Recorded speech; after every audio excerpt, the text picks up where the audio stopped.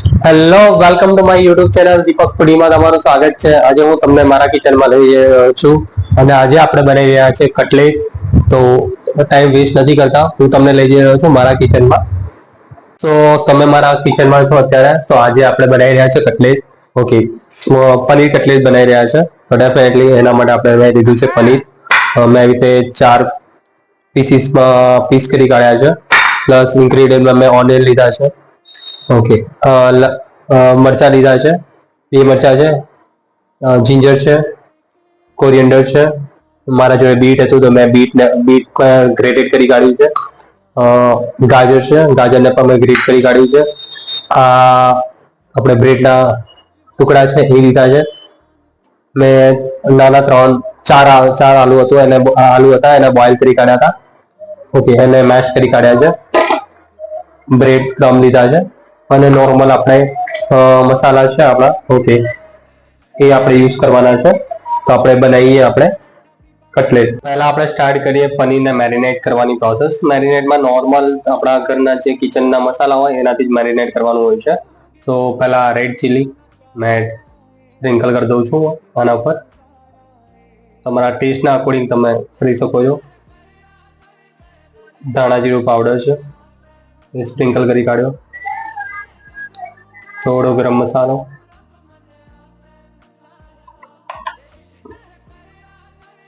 થોડી હળદર. ઓકે, અને અકોર્ડિંગ ટુ ટેસ્ટ આપણે મીઠું એડ કરી કાઢીએ અને આને બરોબર કોટ કરી કાઢીએ મસાલાથી. આ પ્રમાણે તમારે આને કોટ કરવાના છે. ઓકે, એક બાજુ મેં પેન ગરમ કરવા મૂકી દીધો છે, જેની અંદર મેં થોડું ઓઇલ એડ કરી કાઢ્યું છે. આને સાલો ફ્રાય કરી દઈશું. તમારા જોડે એર ફ્રાયર હોય તો એની અંદર પણ તમે કરી શકો છો.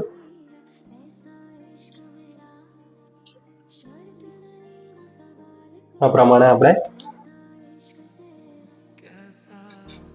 ફ્રાય પેન ની અંદર આને ફ્રાય કરી કાઢવાનું છે.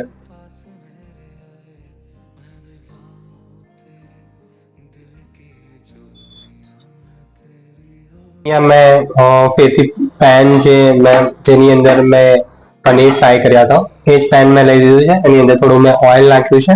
હવે આપણા જોડે જે વેજીસ આપણે લીધા હતા, ઓકે, ઓનિયન, બીટરૂટ છે, ગાજર છે, કેરેટ્સ મીન્સ એ આપણે નાખી એને સોટે કરીશું. સૌ પ્રથમ આપણે પહેલા ઓનિયન નાખી દઈશું. ઓનિયન પણ એક્ઝેક્ટલી પાણી છોડતું હોય છે, તો એનું જ્યાં સુધી એનું પરફેક્ટલી સ્લો આંચ પર આપણે કરવાનું છે.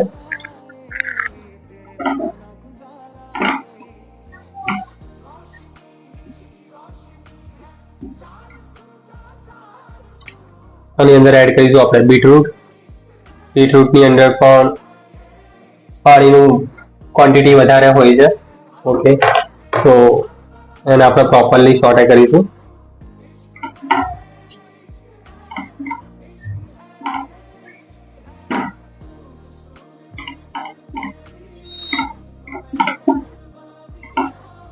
આની અંદર આપણે એડ કરી દઈશું ગાજર,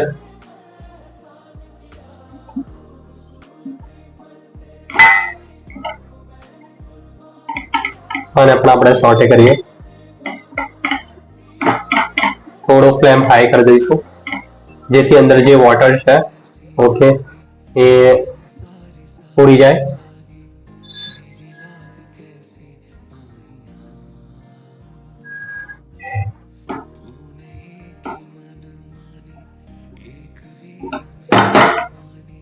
મેં 2 મરચા લીધા હતા એ પણ હું એડ કરી દઉં છું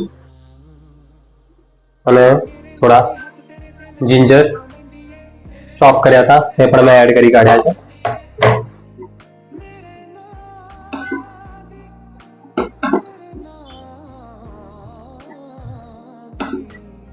સોટે કરતા રહીશું. હજુ ચલાવતા રહેવાનું છે, આવી રીતે ફાસ્ટ ફ્લેમ પર રાખવાનું છે.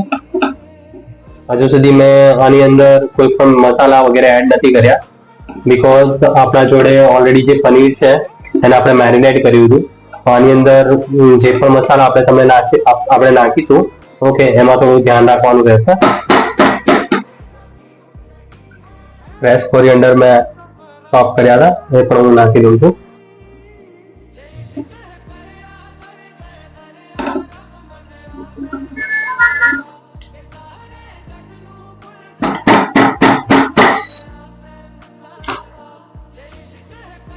હવે આની અંદર આપણે જે આલુ બોઇલ કર્યા હતા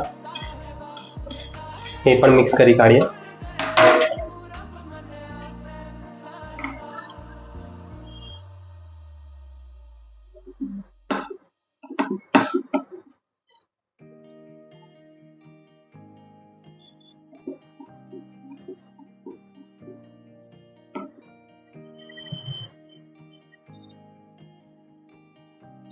પ્રોપરલી મેશ કરી કાઢીએ આની અંદર.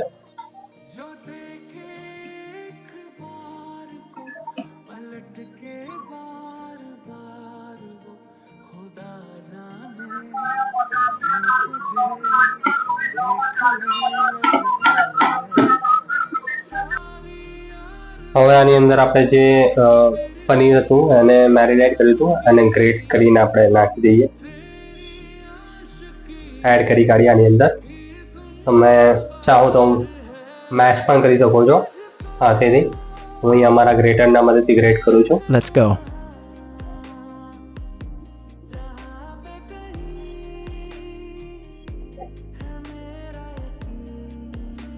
બીકોઝ હજુ સુધી મેં બીજા કોઈ પણ મસાલા એડ નથી કર્યા. ઓકે, તો પહેલા આને આપણે ગ્રેટ કરી કાઢીએ.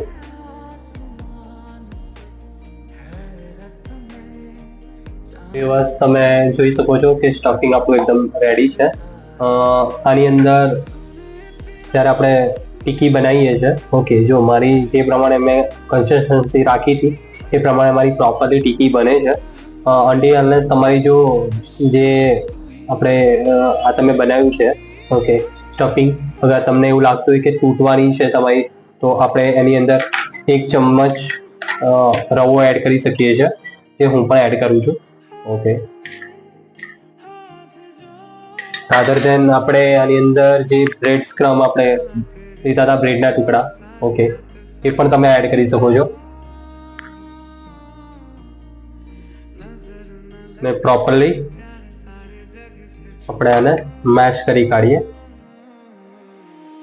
અને એક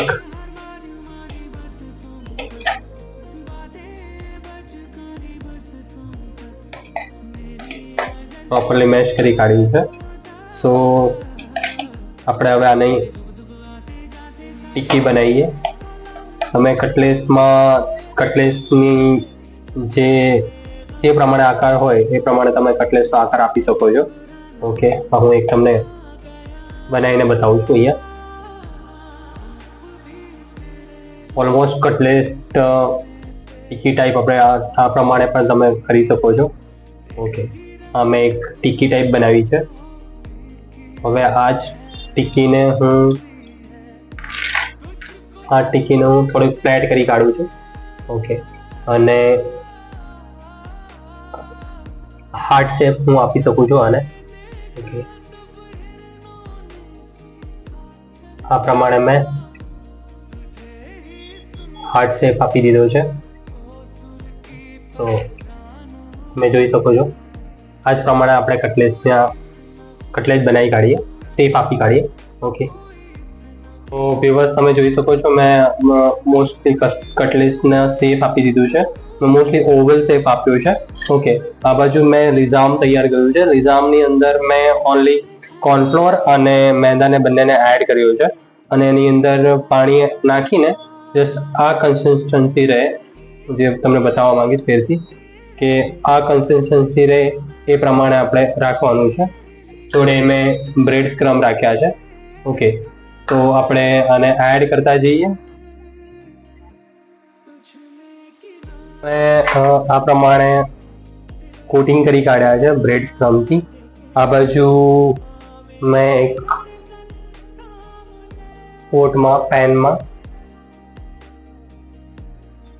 ઓઇલ હીટ કરવા મૂકી દીધું છે. એની ફ્લેમ પણ મેં થોડી ફાસ્ટ રાખી છે અત્યારે હાલ. ઓકે, જેવું ઓઇલ હીટ થઈ જાય ત્યારે તમારે એની ફ્લેમ લો કરી કાઢવાની છે. હવે હું એક કટલેટ છે હું એને ફ્રાય કરીશ.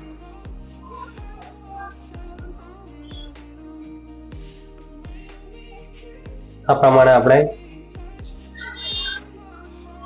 એ 3 કટલેટ એક સાથે હું અત્યારે બે એડ કરું છું અને આને આપણે ફ્રાય કરવાનું છે.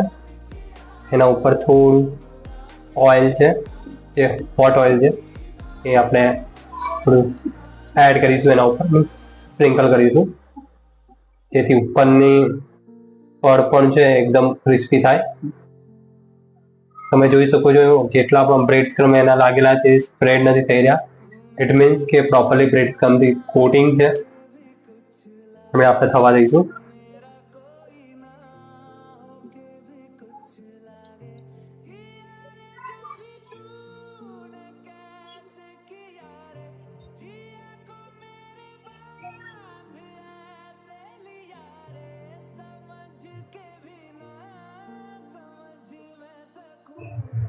ગેસની ફ્લેમ છે થોડી સ્લો કરીએ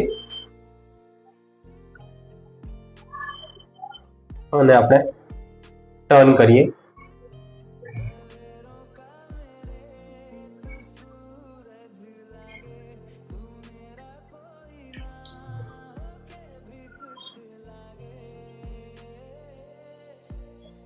ગોલ્ડન બ્રાઉન થાય ત્યાં સુધી થોડું એને આપણે થવા દેવાનું છે.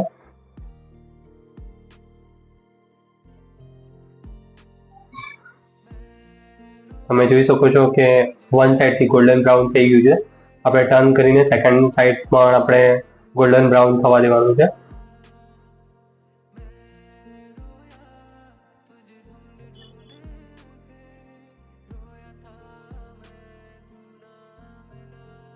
બીજી સાઈડ થી ગોલ્ડન બ્રાઉન થઈ ગયું છે.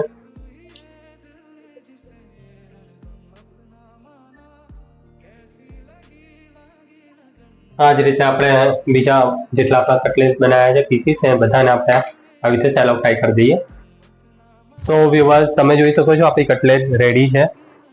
મેં ટોમેટો કેચઅપને થોડું ઓરેગેનો એડ કરીને સેલો ફ્રાય કરી કાઢ્યું છે, જેથી ઓલમોસ્ટ કટલેટની અંદર જે ચટણી હોય છે એનો ફ્લેવર પર થોડો તીખો હોય છે. સો મેં આવી રીતે એડ કર્યું છે. આપણે એક કટલેટ ટેસ્ટ કરીને જોઈએ. એકદમ ક્રિસ્પી છે. ઓકે,